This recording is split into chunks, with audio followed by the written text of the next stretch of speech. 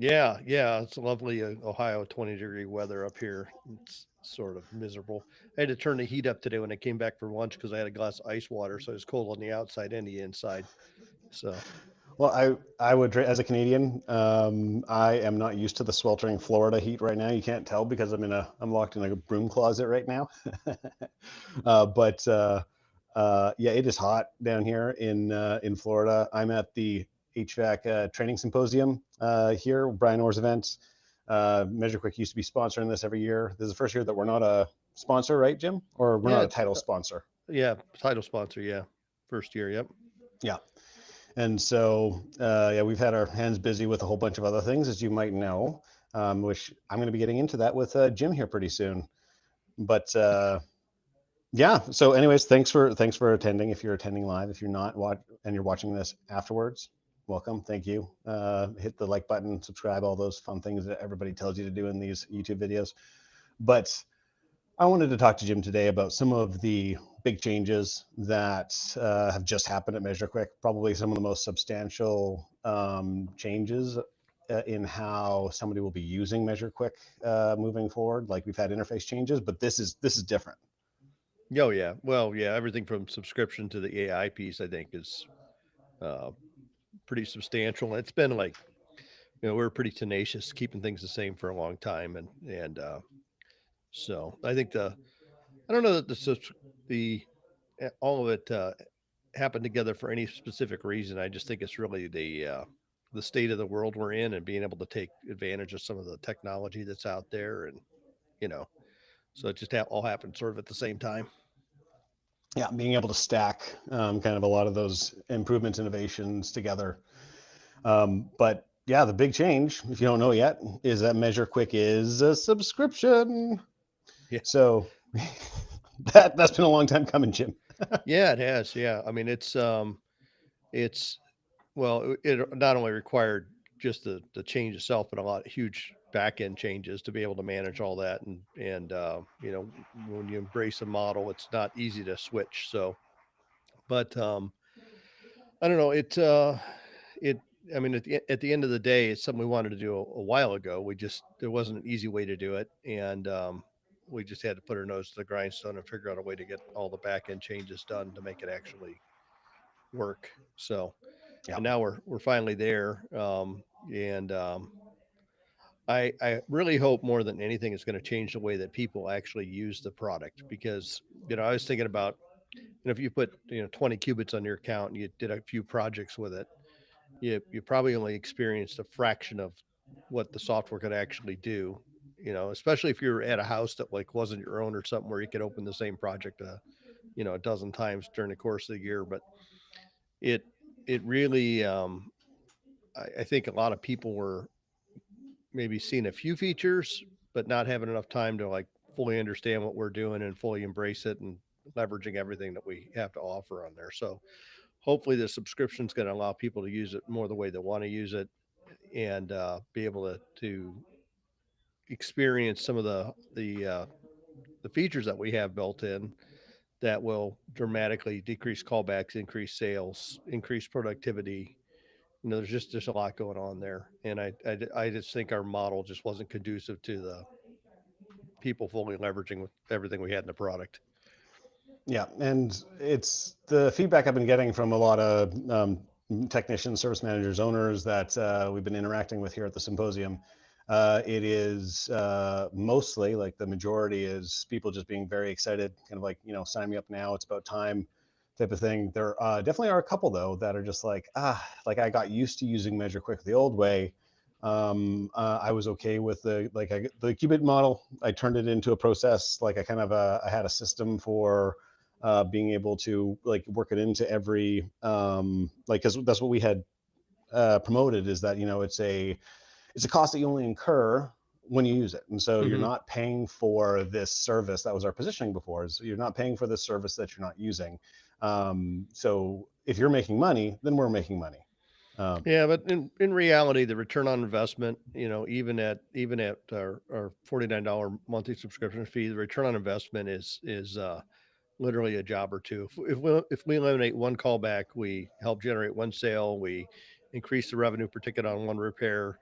that whole overhead cost is now absorbed. I mean, realistically, you look at, like Chad Simpson went up from an average, I think, of $120 per call to $400 per call using MeasureQuick. So a lot of their tune-ups and things like that were identifying opportunities that their technicians were otherwise overlooking. And you really can't afford to send a technician out to do a $120 tune-up and not have them find those additional opportunities. Those are loss leaders to get to find those. You know, find the bad capacitors, find the dirty condenser coil, find the dirty blower wheel, find the dirty filter, find the dirty evaporator coil, loose connections, whatever. Those are what we're out there to do. And if you go out there and you don't find any additional opportunity, then you're actually upside down. A lot of techs don't really realize what it costs to actually roll that truck out to the site. I mean, you got to make at least $300 to $400 on a call to just break even. Yeah, and I remember navigating a lot of those conversations with our kind of customers over the years. But one of the biggest sort of things that not really caught me by surprise, but became really clear today was not the fact that people had been frustrated with the Cupid system in the past, but the fact that they have to make a purchasing decision every single call if it's not a part of their standard practice. And so that was a little bit surprised, or not really surprising, but kind of like a bit of a of course moment for me, because the kind of the psychology behind purchasing and purchase friction is that every time you introduce that a decision point, then you have churn, you have people that aren't going to be interested in engaging because they're just like, I just want to do the thing without this friction. And so, like, I can't imagine the amount of techs that would have, they wanted to use the live streaming. They wanted to get a vital score, but they had to make a decision and consult with their boss every time to say that, hey, I want to unlock this. Is this okay? And then they're just like, well, you're spending more money. Whereas now, like, the fact that now the entire team would be able to collaborate together, have like everybody be, having a competition with their vital scores every single call without having to worry about it. They can stream their data to each other without having it to be a part of a project. Like, it's going to be great. A lot of people are very excited about that. I don't think that was a real friction. I honestly think the real friction is, do I want to open up a project and give MeasureQuick everything it needs to actually help me to do my job? I mean, it's a perfect segue into what else we did is incorporating the AI into MeasureQuick to actually, take the photos and read all the data off the data plates and then profile the system. I mean, the biggest thing if you're going to use MeasureQuick is that, we have to know what you're working on in order to give you the best diagnostics and also the most detailed reporting. And it's critical that we know, like, I got to know what refrigerant you have, so I know how to calculate the superheat and the subcooling. We need to know what airflow you're looking for, so we can determine if the pressures are too high or too low. We need to know what SEER equipment you're working on. We need to know, do you have an oversized evaporator coil? We need to know, on your furnace, is it an 80? Is it a 90? Is it a single stage? Is it a two stage? What are the pressure switch settings? What is a fuel input? There's probably, maybe, I don't know, maybe 60, 70 fields of data that we need off the data plates in order for a technician to tell us what they're working on so we can help with the diagnostics. And this is the same thing. Like, if you were a service manager and you called me on the phone, I said, well, is it 80 or 90? What's this? What's that? It'd be a whole bunch of questions I would ask you over the phone to get basically the same information so that I could help you troubleshoot the piece of equipment you're working on. And what's your target superheat? What's your target subcooling? Is it a fixed orifice or a TXV? And so, now with the advent of AI, we were looking at it initially. My first thing that came to my mind was, man, we could really make a much better diagnostic engine on this. Then I got to thinking, well, that nobody's ever asked us for better diagnostics than MeasureQuick. They're always like, oh, I like it, but I hate putting in all that data. You're never going to be satisfied with the level of diagnostics that are in the app, but nobody else cares. Well, Joe cares, and there's a couple other nerds that care, but yeah, but I mean, it was like, how could we, and then I saw a post it was put up by like an artist or somebody that just mentioned, you know, uh, it said, AI can write it's so cool now. AI can write a poem or write a song. And so they said, but wait a minute, I don't want AI to write a poem or song. I want it to do my dishes so I can write a poem or do a song. And I thought, what's the dishes in Measure Quick, right? And the dishes in Measure Quick is really all the prep work. It's a system profile. It's getting all the stuff set up so that you can actually do the repair. I mean, Data you know, entry. yeah, that's what technicians want to do is they want to do the repair and the data entry piece, depending on the tech. And also, I mean, depending on your interface, if you're using a smartphone, you're typing with your thumbs, which has got to be absolutely the worst human interface for inputting large amounts of data that we could have.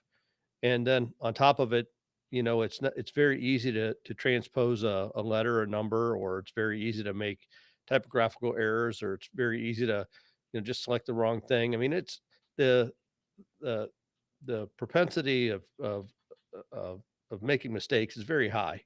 And so all of a sudden that data doesn't become as rich or as valuable. So we took the most tedious part of Measure Quick out of the hands of the technician. And if the technician can take a couple of photos, not even great photos, I mean, it's amazing how good we can read the labels, even on old equipment, because the AI can see things in the photos that maybe aren't visible to the naked eye. It It does a it goes really through good job. yeah, like it goes through, like if you've ever done photo editing software and you just like kind of turn up the contrast, Hmm. and you have like it's just like a white piece of paper with some black text. Like there's a lot of apps where you can like scan a document from your phone and you see it do it like in pretty much like right in front of you. Is that you take a picture and then the first thing it does is it just massively like expands the dynamic range through that kind of contrast. So like the software that we have has that, like that's just one small piece of being able to get it hyper legible. And then there's all this other work that you and Bobby that have been doing Oh and God, yeah. testing for like what, the last 6 months trying to get this Yeah, to and work. it's really about there's a couple different things. One is parsing that data, recognizing what that data is. So if you take a picture of a furnace label, we need to know it's a furnace label, or a air conditioner coil, we need to know it's a coil, or an air handler, and it's an air handler. And then you know it's like the data is often embedded, pretty deep in there. So you might like something like a static pressure might be this little tiny, almost footnote in the bottom of the label, or it's half English and half French, or it's the label set up for natural gas and propane. And so you know, you got to be able to decipher, what data you want to pull off that. And then, um, it could be static pressure could be SP, or it could be TESP, or it could be E external static, or it could be total external static. And it's like there's so many variants of things that you got to make sure that the software actually recognizes those and then puts them in the right spots. Or some equipment has like a Bosch has two model numbers. I don't know why. It says model number, then it's got another model number after that, and it's just like so they're all like little variants of things you gotta put in there to make sure that it picks up the right stuff. And but I mean, it's cool is what we have works. Like I've got equipment that's 1970s equipment out in my shop, and I've got equipment that's we just did a brand new Bosch heat pump yesterday. That was the cold climate heat pump, and uh, it did just as good on the old 1997 unit as it did on the new Bosch unit. We're not reading like QR codes or and things like that. We're actually like reading the label. So Yeah, and like deciphering it and dealing with all the use cases. Because a little bit of background for anybody who you probably understand AI through your use of Chat GPT if you've ever used it. And those if you're using an interface that's provided by OpenAI, or let's say Microsoft or Claude or any of those other ones, you're dealing with what, like massive cloud infrastructure, that what they've done is they've spent a huge amount of time trying to train a model to be a general purpose whiz. And like then it's really interesting because now it's kind of a bit of a jack of all trades, that those types of large language models that everybody accesses can do mostly everything pretty well. But then Hmm. once you start getting into the specific use cases, we're dealing with edge cases. That's when you need to kind of then tailor us like your own infrastructure for that to make sure that it's not just right 70% of the time, 80% of the time. You want it to be 95 plus. And that's what you guys did, right? Yeah, and and there's, I mean, AI is also like really good at tasks rather than like thinking, right? I mean, it's um there's a lot of cool things you can do with it, but it's sort of a more right now, a lot of it's more novelty than it is useful. And so, or it's so generic that you go, yeah, well, it's right, but it's so generic that it's not helpful. And so, what we It's were looking at, homogenous. Yeah. like what would actually be helpful for a technician, and it was sort of that. I always joke I'm a master of the obvious, and the obvious thing was, you know, getting rid of the data input. But the crazy thing was with that is, um, simultaneously it exponentially improves our diagnostic capability because now we have, uh, we can use your location to determine your airflow requirement if you don't put it in specifically. We have intimate information about the piece of equipment you're working on now, and know we get the right refrigerant. I know we get the right total external static pressure measurement. I know we get the right gas inputs. Whatever it is, like I know that number's solid now. So now when we go to do diagnostics, the if we have a richer, higher quality data coming in on that profile, then we have better diagnostics coming out. And so we inadvertently improved something that we weren't trying to improve, but it's just a fallout of the of a better profile going in. And then that also helps tremendously with being able to identify like age of equipment. So if you're want to go in and you find a piece of equipment that's 15 or 18 years old, being able to decode that and being able to get the actual age of that piece of equipment is also a huge bonus. So like if right now, if we wanted it on Service Titan, send a flag up when equipment's more than 15 years old so that they're at least, somebody can have an opportunity to talk about maybe replacing it versus repairing it, right?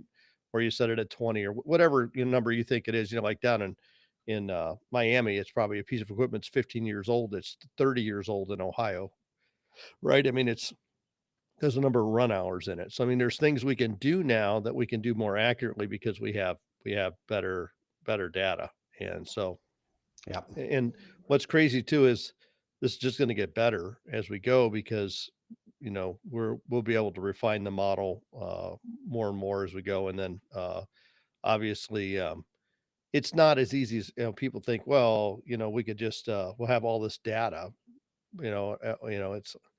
It's somebody's physically got to go through and see what happened, what went wrong, and then figure out a way to make it work right. I mean, this is not easy. It's not as easy as we like Just collecting uh, the data. Yeah. imagine it would be. And like kind of in that same vein, the I have a lot of sensors around my house. I do a lot of like just tinkering with home automation, but I don't have a Bobby who Hmm. is actually taking some of the use cases of things I want to see, and then putting in all that countless hours of like running through the very specific scenarios. Plus, even your brain with all of the background of like you've dug through so many textbooks to find like Mm. calculations that no like so many people haven't even heard of who've been in the business for a very long time, who they're trainers who have been doing this for a long time, that the combination of the all of the context of like the physics, the math, the kind of the lost principles Hmm. of HVAC that you've embedded in with Bobby's kind of very careful implementation of now Joe's guided workflows is, and then add the automated data collection that creates very good quality data. Like it is just astounding how good the outcomes can be, and now it's also going to be fast. It's finally going to be the measure quick. Hmm. Well, and that's a challenge. I mean, it's early on. It's like this. You have this speed to market versus quality, right? And so initially you do things one way because it's a faster trip to market, but then eventually you figure out, wow, we got to start to actually increase our quality. Otherwise, this is not sustainable. It's not scalable, right? So, we spent the last probably 3 or 4 years rewriting a lot of code in MeasureQuick to make it better. But also, like when you start thinking about how you're going to do like something with AI, it's like you've got to make sure you put in a backend infrastructure that can handle all those calls of data. And there's a large amount of data going out and a large amount of data coming back. Well, a small amount coming back and what's going out, picture wise. But you got to put an infrastructure together that's going to be able to handle that and handle that at your peak season. Um, and then also you got to think, what are you going to want to do with that data in the future and how are you going to want to leverage it in the future? So there's a lot of interesting things there. And then you also got to think about, all of the rules and laws and data privacy and security. There's a lot of, there's just a lot there. It, It's people to understand with in the more robust, the more rich you make the data, the better you make things, the more engineering and uh, it has to go behind it. Just there's just a lot there. So that it's really cool to be where we're at today. yeah, and I've heard some people like already come up with the like, well, I can just upload a photo to ChatGPT and it'll tell me, what it sees in that photo. Like there's a lot of these multimodal Well, LLMs that that's nifty. Yeah. Well, I it's can look it's at a the nice photo and see toy. the same thing in the photo. Yeah. That's the problem is it's like it's data regurgitation. And right now we're like, wow, that's Uh, really cool. It can regurgitate everything it sees on the label. But what I was getting to is that, like, again, it's a toy that's not built to be accurate. It's just Hmm. built to be multi-purpose. Just kind of like generally like, hey, I want to impress you. Did I do good, sir? Is kind of like usually what the LLM kind of gives you that response, whatever it thinks that you want to hear. Whereas we're building a tool that it's not just uploading a photo to ChatGPT. Like if you like, you have to build an ETL pipeline. Like that's the kind of software term where you have all of these different transforms and steps where like yes, but like there are people right now who like, because I've done it, I've like probably Tersh has done it, where you just kind of like stitch together two or three like AI tools, but none of that is built for scale. It's just a great proof of concept. So I'm just really excited to see how this is all going to hold up in peak season, Hmm. because that's when really the proof of kind of like all of that scaling architecture that Bobby would have put in is gonna come out. Yeah, it's definitely I think it's interesting too, is we're actually, like I said, we're doing something with the data. There's other tools out there we've seen that are I don't know. I think you're going to see a lot more growth from us because we're actually going to put the data to use. I mean, I don't know. It's interesting seeing where the industry's gone with some of this and what they're trying to do with it. But it's like it's one thing, like real popular right now is like XOI and other companies are like bringing in manuals, right? And manuals are helpful. They're super helpful for the technician, especially when you need a manual. But you still got to have somebody read and interpret and do something with the data. And I think what we're doing is one step further is we're reading a label, we're interpreting what it says, we're doing something within our app that's actually making a productivity tool, doing something for the technician. It's more than providing the a vehicle for success. We're actually taking it one step further. And that actually was, I thought I remember having that question a while back, but I didn't have a chance to ask it about a month ago before we launched this, is that decision to not use the manual route. Because I know that there's a lot of companies that are going after that, sort of having a data trove of all of the, like, the tens of thousands of documents, Oh, and then add millions of those, documents. Yeah. yeah, millions of yeah, tens of millions of pages, and then use that data. It's just like, oh, like it's easy, just put it into a big pile and then have an AI sort through it. But like you chose not to go that route, and it's No, interesting to hear we're your. gonna stay in our lane. I mean, and there's like Blue On's got a huge head start on that kind of stuff. I mean, they've been doing a great job with amassing all that kind of data, and they've got a great database. If you want that kind of a tool, that's like they're the go-to people for that kind of stuff. So it's better to stay in our lane and um, do what we do best, which is equipment diagnostics and that side of the equation. I mean, that's where we've really shined, the whole time is um, data aggregation, reporting, communication with the customer, and diagnostics. Yeah, and I really do hope that people will like, because I've had those conversations about, measure quick. It's not quick. If you're doing your job right, it's going to take extra time to do it, and the majority of that, it seemed to all just be the data entry. Like I had that call with Kyle the other day, but I've had other people kind of discuss it with them, and it is if you're really good, 10 to 20 minutes. That's what you're spending every call doing the data collection, using your thumbs to put that Oh, data sure. in. Oh, For junior techs, it's 20 to 30 minutes and plus a whole bunch of potential errors. yeah. Well, I mean, I sit down with my doctor, and my doctor sits down and takes about 5 minutes to talk to me and 10 minutes to type up all the notes. I mean, it's the same thing. Anybody in any field that's got any kind of accountability, you're going to take time to do that paperwork. But how many times have guys left the job and well, what's the model number of that machine? And they got to drive back out to get it because they need to know the tonnage or they need to know a model to order a part or whatever. It's like, so it's these things they're critical. I mean, you got to do the job right. Otherwise, it just leads to other problems down the road. So there's no free lunch with us. It's just a matter of what we did is we took the piece of it that was the hardest for the technician to do and the most tedious. And I mean, if you think about techs in general are typically technicians because they didn't want to be a writer. They didn't want to be, they don't want to sit down and write an English paper every day. Yet that's on every job what they have to do. It's the least favorite part of the job. And, so we wanted to focus on that first. And I think that's going to, should pay us dividends. And it's not, I mean, it's 95% of the way there. It's not perfect by any means yet. You still got to review the data, but so you got to change this here from 13 to 17, because we can't determine that from the model number.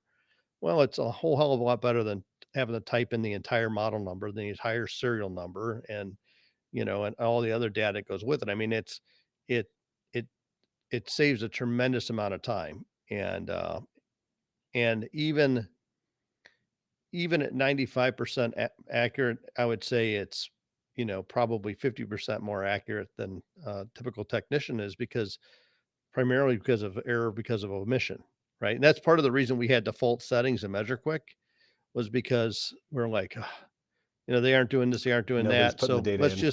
let's just put a target superheat of 10 in, target subcooling of 10 in because those are safe numbers. Let's Better than just set it nothing. up for 410A because that's the most popular refrigerant.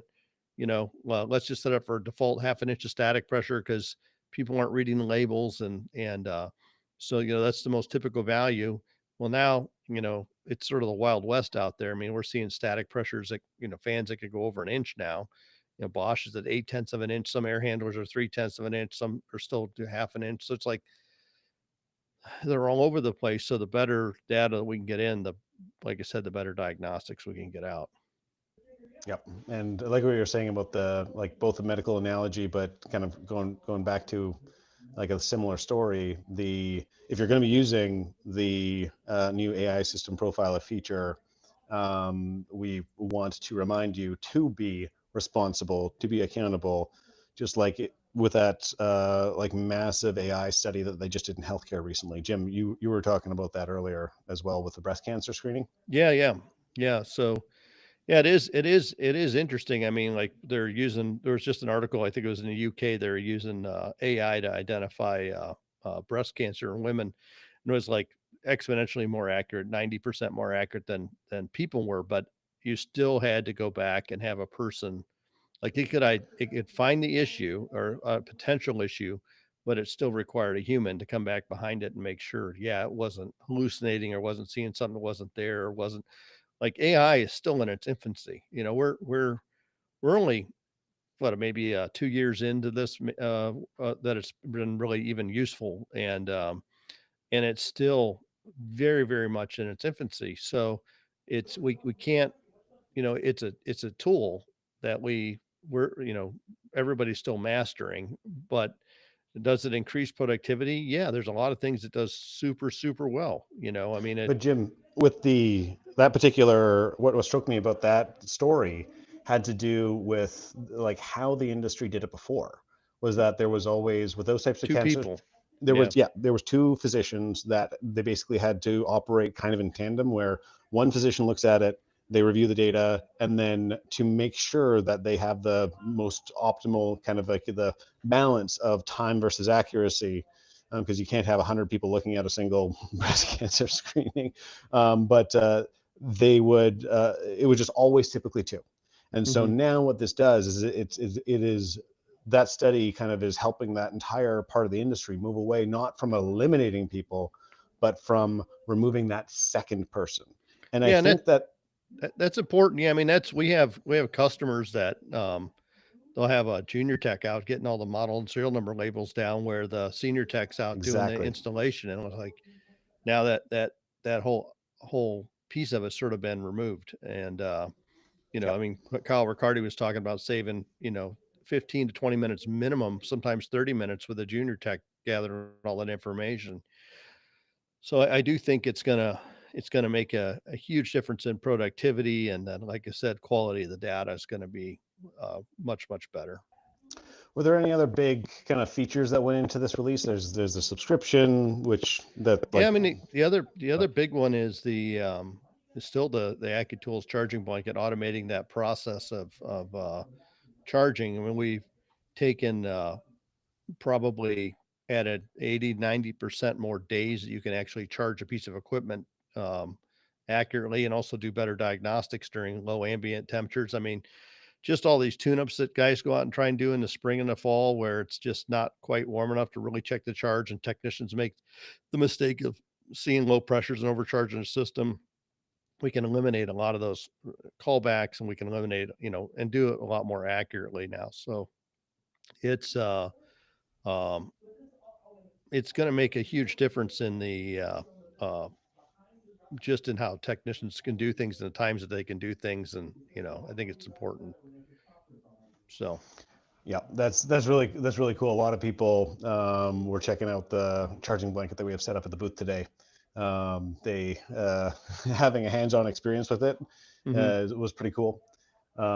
Like we're still, a lot of the parts of the country, it's still relevant. I think that this next season coming up after this is going to be it's going to be very applicable. Hopefully, a lot of people can get their charging blankets and have them, have themselves trained up and implemented it before it gets time to actually doing, the what we were trying to push, the idea of, turning your shoulder seasons into commissioning seasons, so that you're not stuck trying to spend all of the extra effort commissioning a system if you don't have enough resources to do it at the time. Right. So Right. Yeah, yeah. and it's the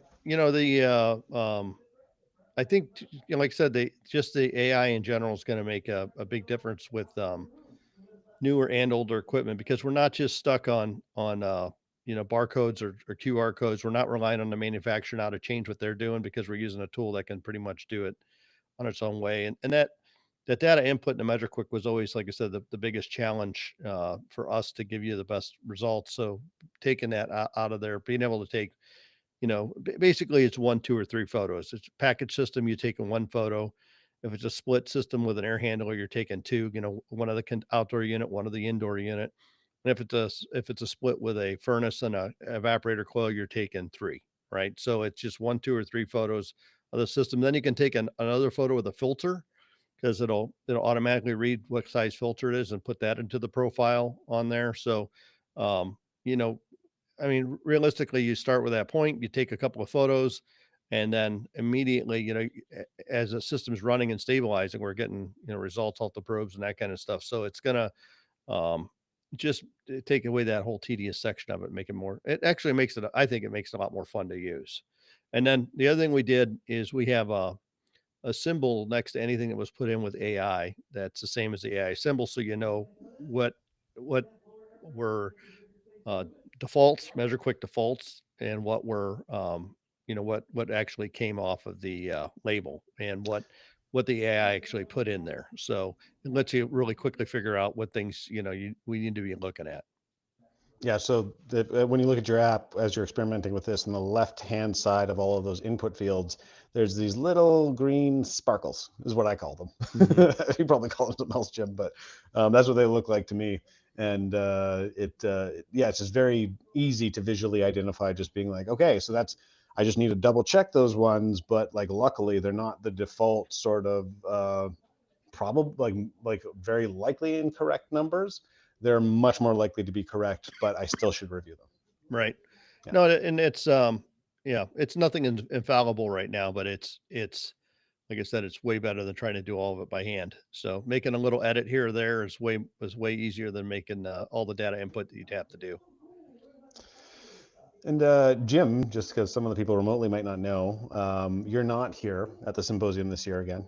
Yep. And so, did you want to share about a little bit about why that is? Yeah, just rebound of the cancer came back. So, but it's localized this time to my abdomen, so it's very highly treatable. It's just got to go through the whole process again. So, feeling great, looking good. Let's see how good I Yeah, look. you I are. have hair.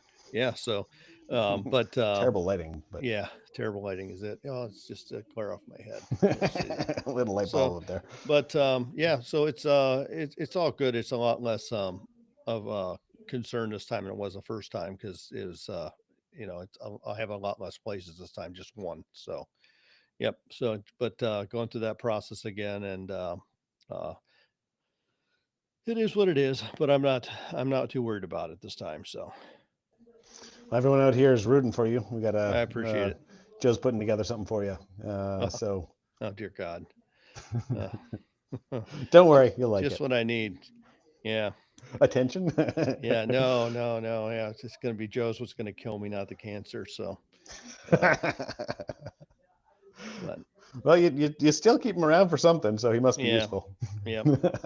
So, Awesome. Well, is there anything coming next that you'd be able to kind of drop any? no, well, yeah, we are doing a integration. We're integrating some Navax tools in. That's going to be happening here very quickly. We've got the CPS mini hoods, a pretty cool addition if you want to do air balancing and things like that.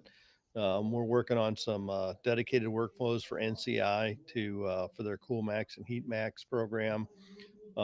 We have uh, a lot of yeah. I mean, there's just a lot of odds and ends going on. It's never like it's pretty interesting because I look at some of our other stuff out there in the industry, and I'm like, I don't think anybody's moving even close to our speed when it comes to new products, new features, new things. So uh, it's always fun, working with a team here because we're a small team. We're able to sort of make decisions quickly, pivot quickly, come up with good product quickly, fix things quickly. It's not a process done by committee, uh, and it's been really good having expanded, expanding a sales team, having Eric and Brian on. That's a big change for us this year. Eric Preston, who was with TrueTex, now over at MeasureQuick, helping us with the sales side of the business, along with Brian, and just having a little bit more dedicated of a sales and onboarding team. That's taken a huge load off of everybody, um, and along with the new model. I mean, I think it's going to be a good year for us because we've got some maturity of the company now. We've been doing this for about 7 years, 9 years now, so we're not going anywhere anytime soon. But now we've got a model that people have been requesting almost since we started, and we've got tools that actually fix some of the primary, you know, uh, issues that people had with using it. Right? I mean, it's just so it's like everything's coming together all at the right times. That's awesome, Jim. Yeah, everybody here is very appreciative. It's most presentations, as usual, are talking about MeasureQuick. Like as I was trying to get into this room, there was the ACA MeasureQuick kind of trailer was kind of playing in the main room. So you're definitely doing something right because you got everybody's talking all the Well, time. but it's what the industry needs. I mean, that's the big problem is everybody's out. If you had just ACA making an app on their own, you'd have all heavy data input, and it'd be very hard to have any quality control because you're not going to have the measurements from the tools, right? Tools like TrueFlow Grid are really cool for measuring airflow, but people want to do something beyond that, and being able to put it in MeasureQuick is really cool. I mean, and there's not a single manufacturer that makes an entire suite of tools that does everything that MeasureQuick can do. So, if you didn't have our tool out there, you'd have a bunch of individual apps that really couldn't aggregate the data and do everything with them that we do. And then, companies like Service Titan or House Call Pro, they're focused on the customer relationship management. They're not really focused on measurements and tools and equipment and communicating performance with a customer. And it's just like, we sort of carved out our own little niche in here that's filling a big hole in the industry, and we've seen that hole since the inception of our product. I mean, this is this is a problem we've always worked on, but it's really important that we're here because it's without MeasureQuick, none of the stuff is linked together. I mean, we're sort of the hub that hub in the center of the wheel that's tying all these uh, products and tools and concepts into one platform that's allowing it to for technicians to really um, you know uh, significantly leverage those things more than they would on their independently, right? It's that whole 1 + 1 = 3 mentality. Got a little bit of a siren going on here, so hopefully it's not too disruptive. But I know that myself and many others are very appreciative of that tenacious focus on continuing to not just like integrate, but pull a lot of those other manufacturers along, where you're having to teach them a lot of things as you're integrating with them. But that vision, that I guess sheer willpower to make things better. That's why I love working with you. And if anybody out there is kind of more interested in kind of seeing that expanded story, we have relaunched the MeasureQuick website as well. It has our story kind of in a little bit more of a expanded format on there. It has the team on our about page. So if you want to see who's currently with us, it's all available there. I'd love more feedback on the website. If something's broken, let me know, because I built it. But thank you everyone for Yep. watching, for joining us here, and thank Thanks, you, Jim, Ben. for everything Awesome. you do.